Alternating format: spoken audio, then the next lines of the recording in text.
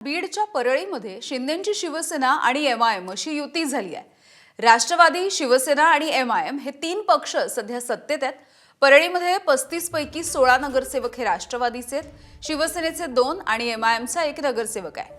भाजपच्या 7 आणि 2 अपक्ष असा एक स्वतंत्र गट स्थापन करण्यात आलाय, तर काँग्रेसचा 1 आणि पवार गटाच्या 2 नगरसेवकांचा दुसरा गट स्थापन करण्यात आलेला आहे। तर काय नेमकं घडलंय परळीमध्ये आपण बघतोय। परळीमध्ये शिवसेना जी आहे, शिंदेंची शिवसेना ही सध्या एमआयएमच्या सोबत गेली आहे।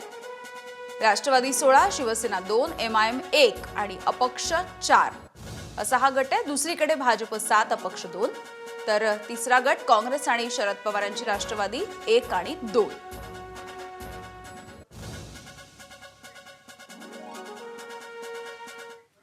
दरम्यान ठाकरेंच्या शिवसेनेचे नेते अंबादास दानवे यांनी एमआयएम सोबतच्या युतीवरून एकनाथ शिंदेंच्या शिवसेनेवरती निशाणा साधलाय। जो गट स्थापन झाला आहे त्यात राष्ट्रवादी काँग्रेस, त्याच्यानंतर एमआयएम, शिंदेंची जे काय आहे शिंदेंचा गट आणि काँग्रेस असा एकत्र स्थापन केलेला आहे।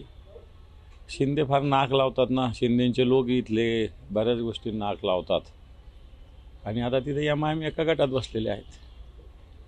बघा आता तुम्हाला एमआयएम चालतो, आम्हाला फार एखादा आमच्याकडे मुसलमान आला तर फार त्याला काय काय वाक्य लावतात। तुम्ही तो प्रत्यक्षात एमआयएमशी एक गट स्थापन केलेला आहे परळीमध्ये।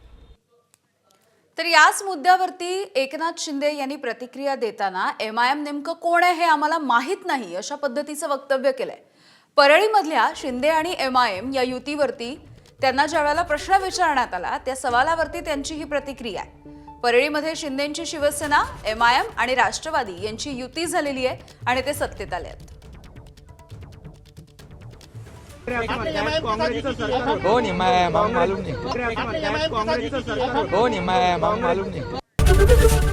एबीपी माझा, उघडा डोळे बघा नीट।